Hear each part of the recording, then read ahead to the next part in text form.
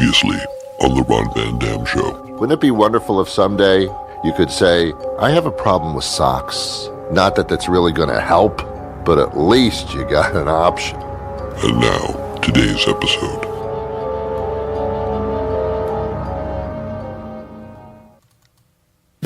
On the air everywhere, this is New England Broadcasting.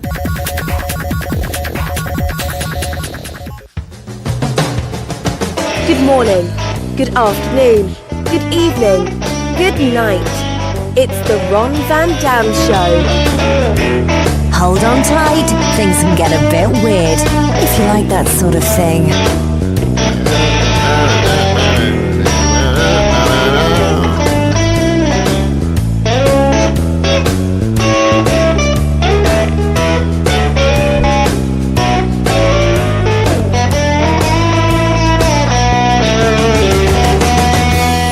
Hey, welcome to the Ron Van Dam Show. I am Ron Van Dam. On my birth certificate, it says the schmuck that came out of the woman.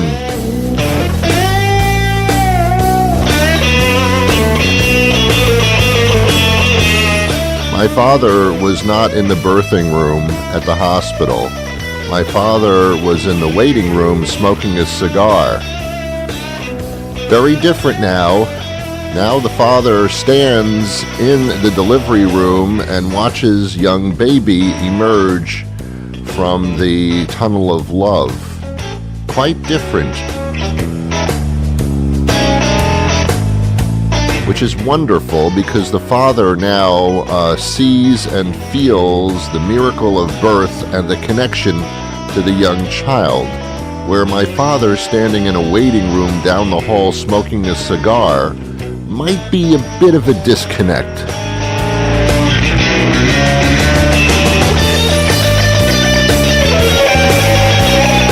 Why do I bring this up? No reason whatsoever.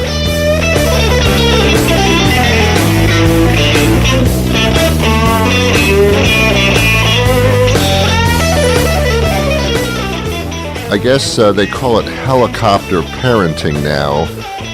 There's a new phrase, it's bulldozer parenting, where the parents will bulldoze all obstacles out of the way so their children can go to the college of their choice. Not the choice of the student, but the choice of the parent. So this is all about the parents, huh?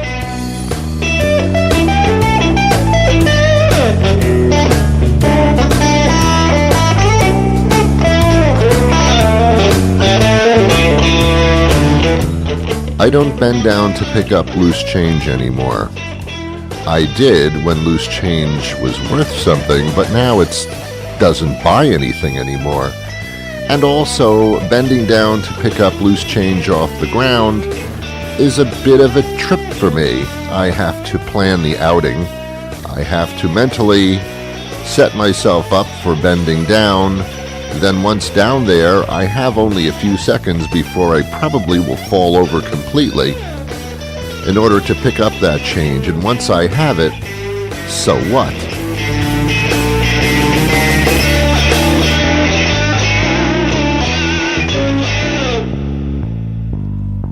I think my point to all this is that times have changed since I was a kid.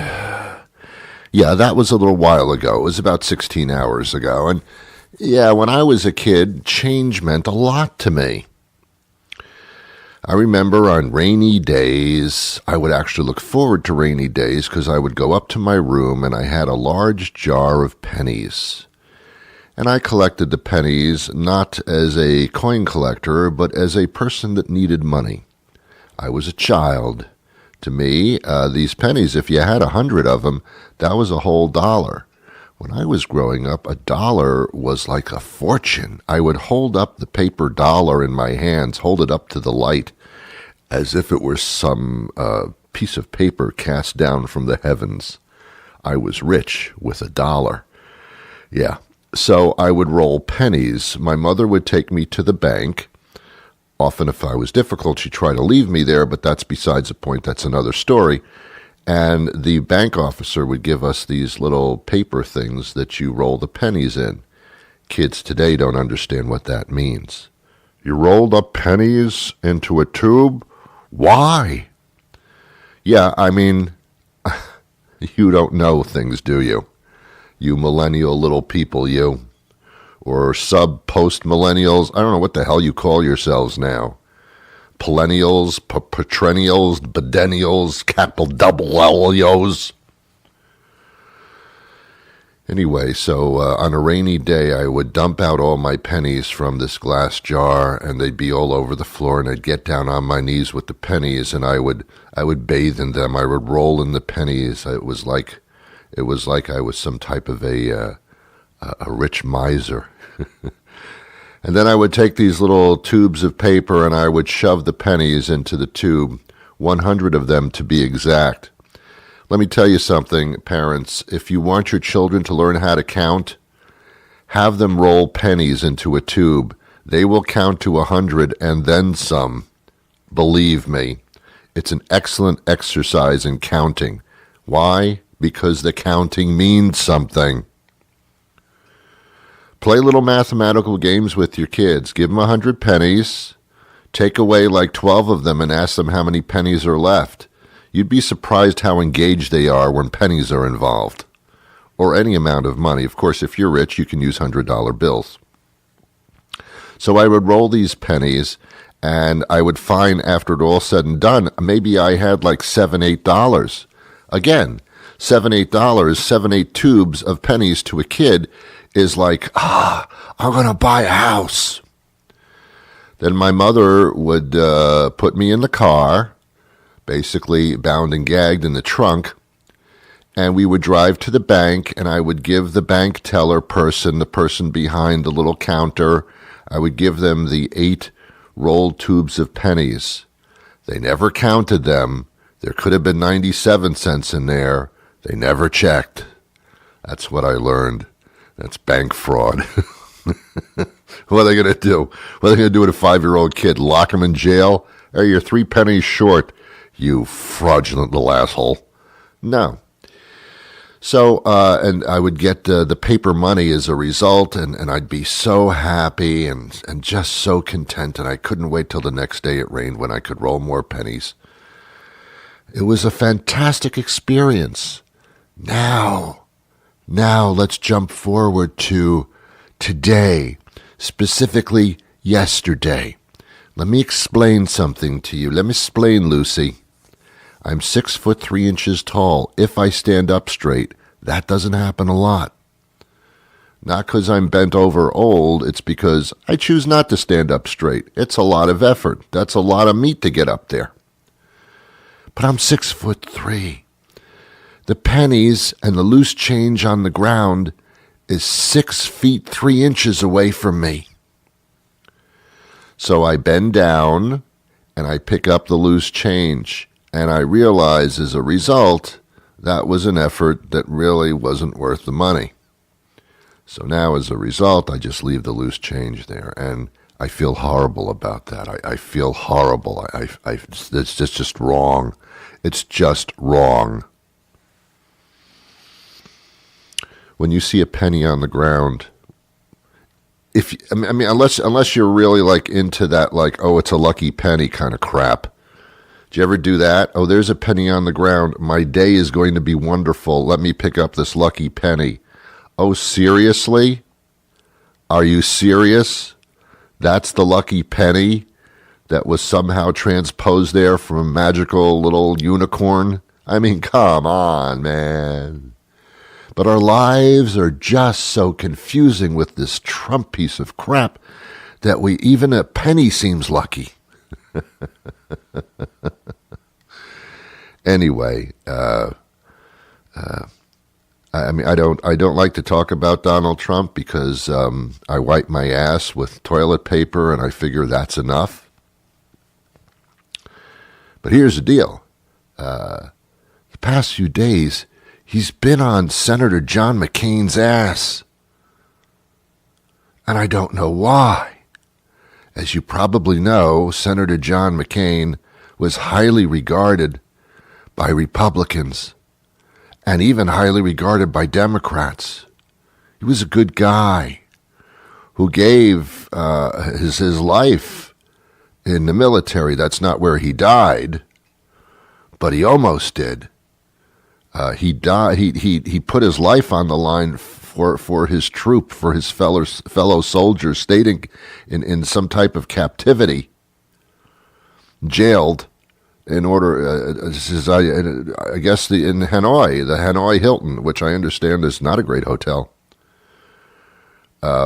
They were captured by the enemy, and the troop was captured. And John McCain's father was quite popular in the United States. And the captors said, "McCain, you can leave." And McCain said, "No, I'm not leaving without the rest of my fellow troop members here. If they're going to be jailed, I'm going to be jailed longer with them."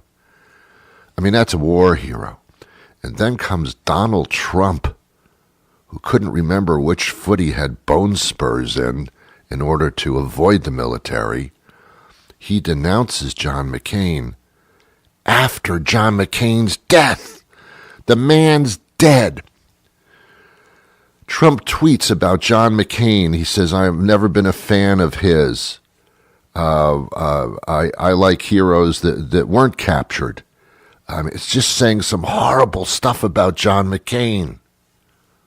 Horrible stuff, making stuff up that is inaccurate. But the man's dead. His family is still grieving. It was a little less than 7 months ago that McCain succumbed to brain cancer in a horrible situation that you wouldn't wish upon anybody. But for some reason, Trump doesn't seem to care about that. He publicly denounces a recently dead man who was a national hero and beloved by most Americans, but not Trump. And yet, Trump gets away with it. His fellow Republican senators, they say nothing.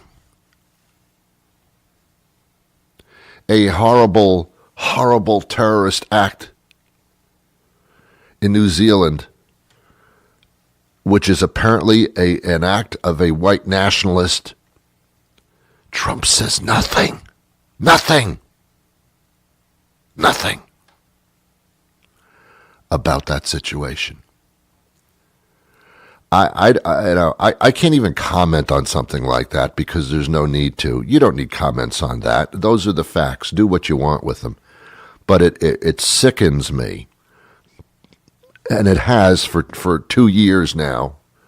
It sickens me that the man in the White House is the most pathetic figure of humanity that we have ever seen in this country. And nobody does anything about it. Scary shit. Hey, thanks for listening. Hey, Ron, it's a comedy show. What the hell are you doing? I know. I apologize. I so much apologize. Hey, how are you, by the way? I don't think I spend enough time talking about you, even though I don't know who the hell you are. Doesn't really matter. I am in the process of writing a book. I have been for quite a period of time. I write feverishly, and then for months I write nothing. I have to be into it. And the book is quite interesting within its own confines. So the book is basically about respect, how nobody seems to have any anymore. And I've just talked about this to some extent about that man in that house that's white. A loss of respect. Respect for other human beings, respect for people's demeanor, opinions, but in thus expressing them and bringing them up, having respect during the conversation to listen. Respect amongst the other human beings that are around, that they also exist. Respect, man.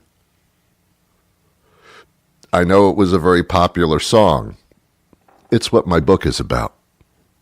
It's a comedy book. Ron, a comedy book about respect? Yeah, I know. Everything's just not making sense. Anyway, So I've been spending a lot of time on that, and that's what I've been doing. Now, you tell me what you've been doing. Go on. I know it's dead air. You're not supposed to do that, but you tell me about yourself. Go on. Tell me. Come on. What do you can't talk? Come on. Tell me. Go on. Talk to the speaker. I can hear you. What have you been doing? Uh-huh. Oh, really? Seriously? You got to be kidding. That's crazy. I know. Yeah, I know. Are you serious? You're kidding me right now, aren't you? Really? Come on. Really? Wow.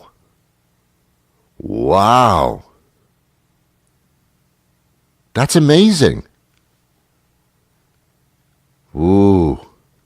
Oh, wow. I'm sorry I asked. That's incredible. What are you going to do? Really? Uh-huh.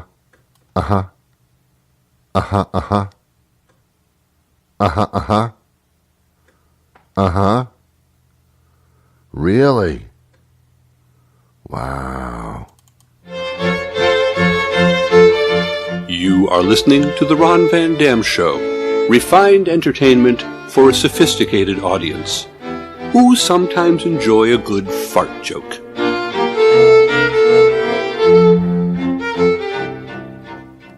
Wow.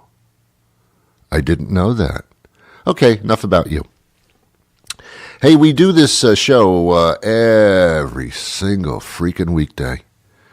And does it cost you anything to listen? Not right now, it doesn't. But someday, you'll pay for this.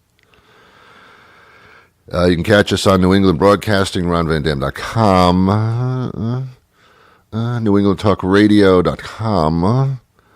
You can also catch us on iTunes, TuneIn Radio, SoundCloud, other things. Every day the show goes onto the YouTube.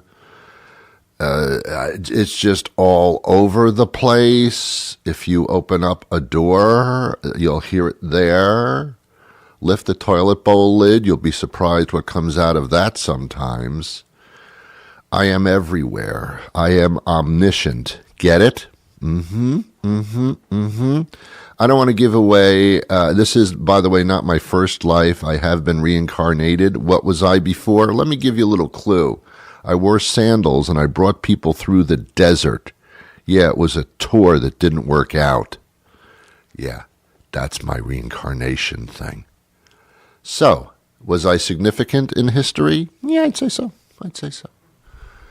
Let me just put it to you this way. When I existed in my first life, they started counting the years at that point. Guess who I am? Anyway, good to be with you. Oh, I think I talked about this. I can't remember because my brain's starting to melt away, but last week I bought myself a pair of shoes. I'm very happy about it. I went to a store called DSW. I have no idea what that stands for. I bought shoes. It's DSW. Shoes is probably what the S stands for. The rest of it, I have no idea. I think it's called Do Shoes Walk. I guess that's what it stands for. I was intimidated when I walked in there. And I'm usually not intimidated by things to any great extent. But when I walked into this shoe store, I was intimidating because the shoes cost more than I did. Sneakers, like for $100. Regular knockaround shoes, which is what I was looking for, started at $70. What the fuck are you doing? I mean, aren't these things made by little Korean people somewhere? I mean, little children in a sweatshop? I mean, like, why? You don't pay them that much money. Why am I paying so much money for these shoes? You don't pay those kids to make the shoes. I would like, shoes are so expensive. So expensive. And there's people in there buying shoes, and I'm looking at these people buying shoes in the shoe store, and I'm saying, like, where'd you get the money for this? Did the relative die? How are you affording these shoes? Why are shoes so expensive?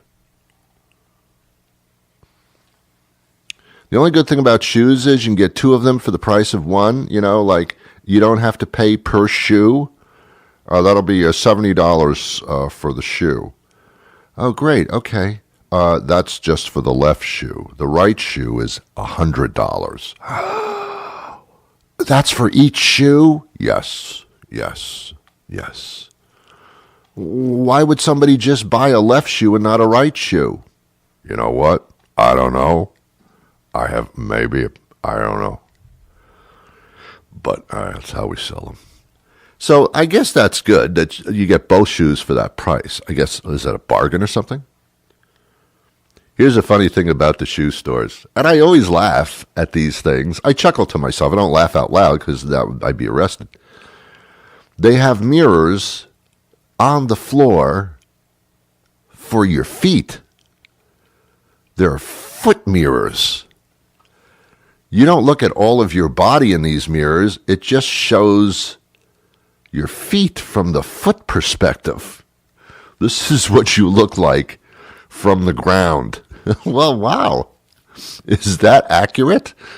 Whoever looked at me while lying with their head on the ground? I mean, who would ever look at me that way? Yet that's where the mirrors are. They're on the ground.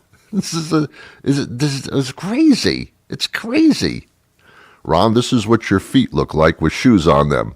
I would have never known that. That's an incredible angle. Mirrors for your feet. Come on, man. I suppose if you have that foot fetish that we talked about, these mirrors are pretty awesome. But other than that, not so much. Okay, it's time to move on. Elesia Carey joins me today. She is a fashion designer in New York. Springtime is on the way, and we do this like 4 times a year when the seasons change. We talk about fashions, how they've changed, and all that kind of cool stuff. So we're going to do that today because I want you to look good. You know, people listen to this show. You represent a large portion of the population, and it's very, very important that you look good. I want you to look good. When you look good, I feel good. I think that's how that works. I'm not sure. In any event, sorry I fell asleep. Are you aware that 1 in every 7 Americans is in desperate need of a dope slap? Yes, I am. Studies show that every 17 seconds in America, someone writes, says, or does something so incredibly stupid that they deserve to be slapped. And you can help. If someone you know commits an act of boneheaded stupidity, simply extend your hand with the palm facing to the side, draw your arm back, and deliver a sharp, solid blow straight across their forehead. It's called a dope slap. It only takes a moment to perform, but the lesson can last a lifetime. I see. This has been a message from the American Dope Slap Association and Metro South Podcasting. Hey, it's Chit Chat with Elesia Carey. She joins us now all the way from the lovely island of Manhattan where the waters are blue. Good to see you again. Not that I'm seeing you. Yeah, I'm in Boston. She's in New York, and we bring up a social topic every week, and we dissect it, and then that's about it. So it's not That's it. You know, it's not rocket science. It's really not. Seriously, it's kind of the opposite. Anyway. Oh, wait a minute. Hey. I have a degree someplace. Yeah, me too. Hey, today we're talking about something that's a little bit off the beaten path. For those of you that aren't familiar, Elesia Carey is a fashion designer, a prominent one in New York City. So, and the season is changing in the Northeast and everywhere. It's becoming spring. I think the groundhog actually said it was going to be an early spring, and kind of is in a way. Not that it was ever a bad winter. So here she is. So I'm going to kind of turn to the expert today, if I may. Well, all right. Whatever. There's only 2 times that happens, my birthday and today, you know. Yeah, well, Let's enjoy this. Fashion groundhog. I will enjoy Fashion this. It's spring. It's supposed to be the time where psychologically we bloom within ourselves to a blemishing flower. Blemishing was not the right word. Okay, so what are some of the outlooks for the spring? Is it different than it was previous years? Well, you know what? You always have your anchor pieces. Okay. I was actually talking to somebody on the bus yesterday. Actually, a gentleman, Yes, a mailman. a mailman. A mailman. Didn't deliver mail, but yes. But gotcha. He was asking the same things, and I have to he was complimenting me on one of my coats, one of my Carey coat line. I have it in tweed, as I do the shameless plug, tweed, cashmere, and I have it in outerwear, waterproof, for the rain. Anywho, he was asking me about coats, and specifically for spring, you need your very trusty raincoat. It's now time to look towards that.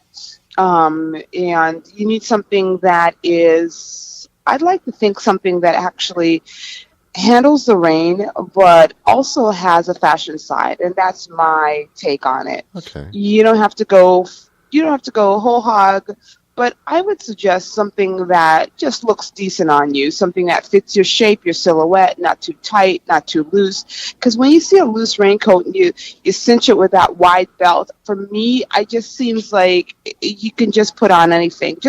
I'd say go something closer to your size. Okay. And try to just get something that accentuates the shape. Okay. That's my thing. It makes you feel better. Go ahead. A lot of fashion has to do with social climate, I understand. And with the Me Too movement and the empowerment of women and so many women running for president and the consciousness of equal pay and all that, does that change the fashion in any way? Does that enter into it? You mean how people dress because of the Me Too? Yeah, but because of empowerment or Me Too or that kind of thing. Yes, and no. Okay. I think the empowerment has to do with how one, regardless of their size. Mm-hmm. I think, if anything, women, I'm going to use the words women more so than men, because that's where I've seen it. Mm-hmm. Women are more inclined to embrace their current size and not pray for a size 0 until they buy the coat. So there's a lot of designers, including me, who have now changed their size field. So we used to be from 0 to like 12. And now most designers are 18, go to size 18 or even size 24. Yeah. It's more, and back in the day, we would always, and I was guilty of that, you would buy something and you would say, especially if it was on sale, and you would say, you know what, it might not fit me now, but it'll fit me like in about a year from now. I think most women are just embracing their size. They're not waiting to diet. They're proud of their full figure. They're proud of they're proud of where they are mentally, physically, and emotionally. So fashion has embraced that, including cosmetics and beauty and lingerie. They've all embraced it and sort of given it a platform for women, be it who are physically challenged, be it who have had, even with makeup, makeup lines used to only have this, and now there's women models now who have a skin condition called vitiligo. They are promoting them online. They showing them in their runways. Full-size girls have hit the runway as well. They're not, it's just not all just a uniform skinny look going down the runway. So yes, the Me Too has pushed it. It started, I'd have to say it started a little bit before the Me Too, but the Me Too has helped to push it more into center stage. In terms of embracing who you are, how you look, and being proud of that. All right. What's a staple, or what are some staple items that a man and a woman should have in their wardrobe as spring is approaching? People tend to dress a little bit more Well, you're seeing more of the clothing than you are in the winter, where it's just a big heavy overcoat, and you got to be inside to see what they're wearing. Sure. Spring is like it's here we are all the time. Here we are. What are some staples that you can use in many regards? Okay, well, as I mentioned prior, a staple for both men and women is a good raincoat. Yes. And I'm not talking something that is flimsy. I'm talking an investment piece. Something that fits your body well, something that is tailored, something that it looks like you bought it someplace, not, on a side bin. It really looks like an investment piece. That's the first one. Yes. The second one is I would invest in a good pair of shoes if I was a man. Okay. Women, in terms of spring versus winter, our soles are heavier. Yes. So for a guy, I would turn to something that doesn't have the heavy traction on the bottom, like winter. For the woman, you know what? We don't need spring, summer, or fall to tell us to buy a new pair of shoes. So I would do a really nice for women. I would try to take a look at currently what's out there, but no woman can go wrong with a great set of walking shoes. That's the first thing I always say. Invest, especially if you're in the city. Yeah. It's great to have something that's fashionable and that it can get you from point A to point B. You can always use a pair of heels. That goes without saying, but a good, really sexy pair of flats that can make a statement, but look good on your feet. That's great. The third thing that I would invest in terms of when it comes to spring for a man is I say it's a good time, because guys don't shop as hard as women, to invest in a couple of pairs of pants. One should be one should be I'd say a dressy casual, from dressy casual and up. For a guy. The other one should be just a really good pair of jeans. Every season we wear out one set of clothes. So for guys, they wear the jeans so they fall off. So I would say that those are the two things for guys. And then likewise, also I would suggest a really good shirt, something that you can wear with and without a tie. So I wouldn't say you have to go white. I would say it would be, maybe a pattern shape. If you're feeling kind of brave, something with a little bit of a color, but that's just me. And then I always think that there's nothing sexier than a man in a really, really great T-shirt. So I would invest, in some really thick, I'm talking really well made T-shirts that are not going to cost you $5 for the pack. I'm talking maybe $20 for one. That can last you and prevent that the yellowing from happening immediately, and a good belt for a guy. That is something that I think is great as well. And because we're still transitioning, I would still kind of have another thing that I think is great for a guy, either a vest or a denim jacket. A vest is a great thing that you can kind of, still, if it's a little nippy, you can still wear a shirt and the vest over it, and that could transition you to summer. And a denim jacket can also do the same. If it's not raining, but you feel like it's just a little warmer than it is, that you can handle a denim jacket, and you can put one of your winter sweaters under that denim jacket and call it a day. The same thing with a vest. If it's too cold, you could also add a sweater under that. For the females, now that I've done something unusual, which is cover the male first. For the female, the woman, as we like to be called,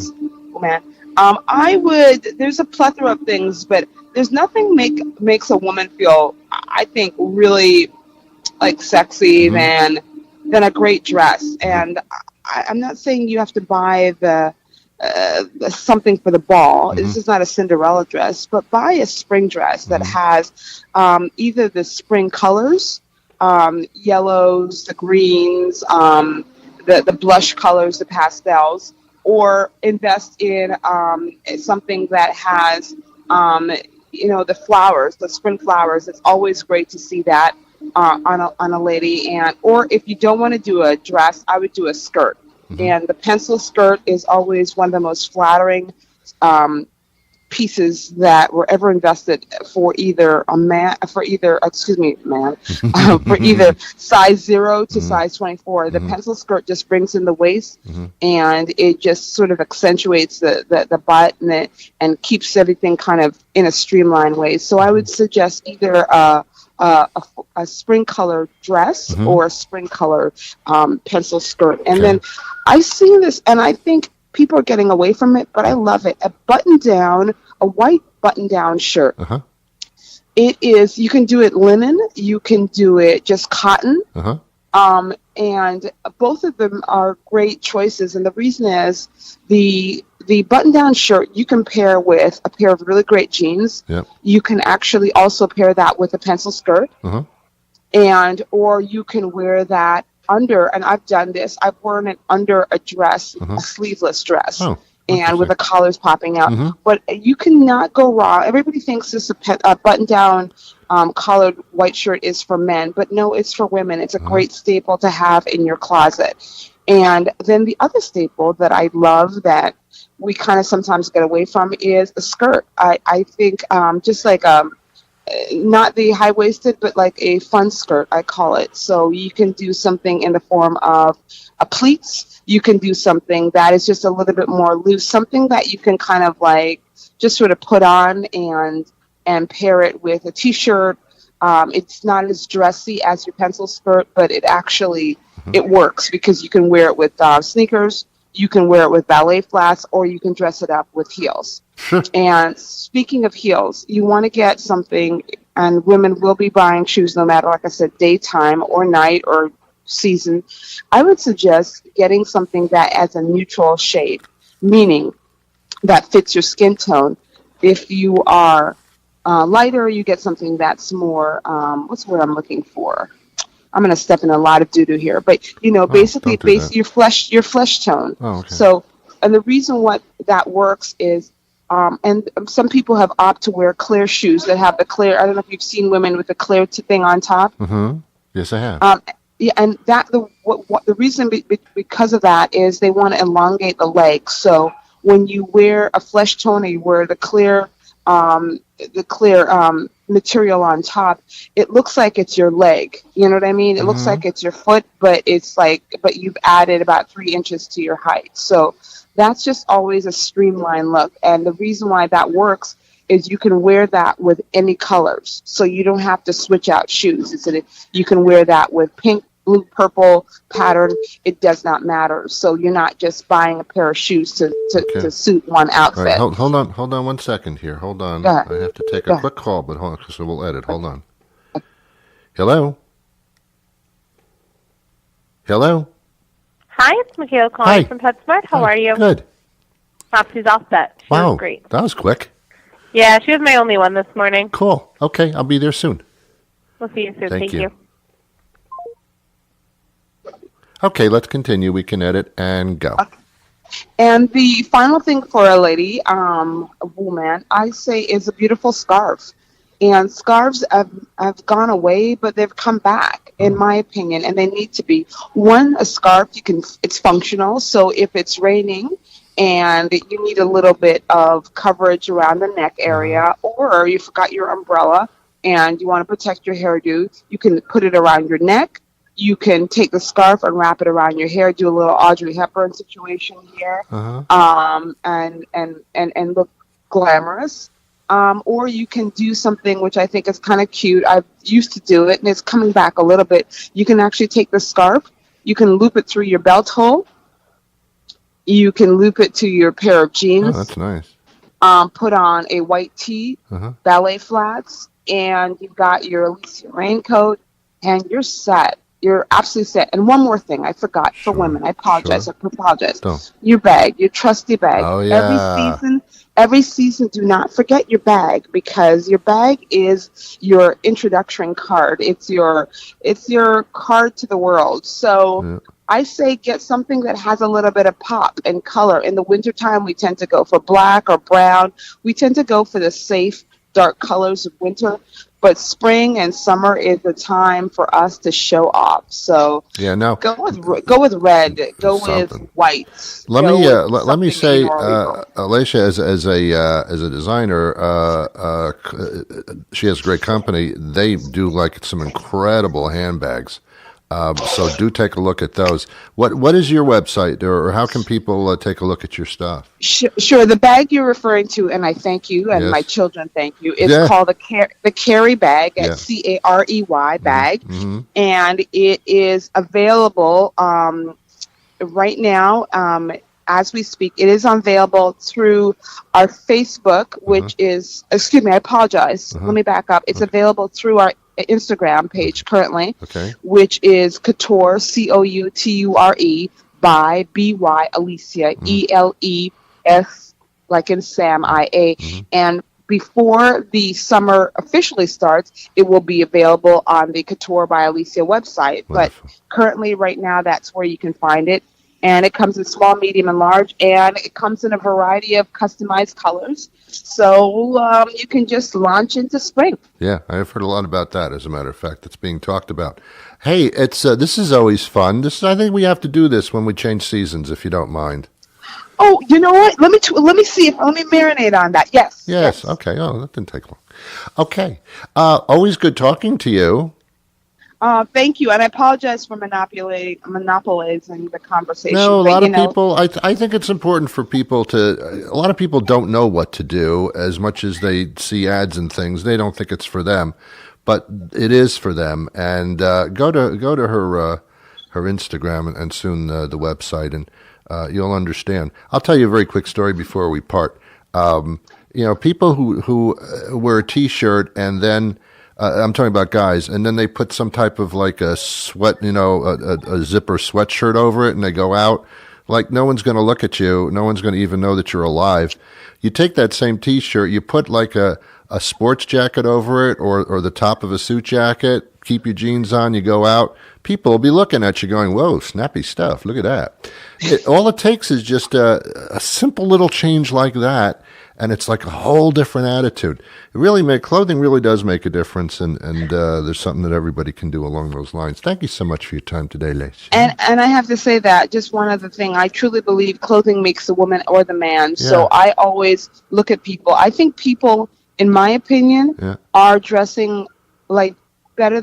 I shouldn't use the words better, but I just love the way people, men too, I really believe men in the past did not really have that much interest or care about really how they looked, except for what their wives or their girlfriends told them. But I live in the city, and I see men that have taken it up a notch. I see that men are now, they care more about how they look and what they're wearing. Well, they do. So, yes, they do. In urban areas, they do. And I think the trick is to move that, to bring that notch into the suburban areas and the and they'll see an incredible difference. Let's you don't have to move into the city to look like, you're with it, man. Well, there you have it, ladies and gentlemen of the jury. That's the show for today. Such as it is, that was it. I can't do anything about it now. It's finished, it's done, it's over. What I can do is be back again tomorrow, right here, and try to make it better. Give me that chance, will you please? And together we'll get down on our knees and pick up loose change. Do we have a date? I wish you peace.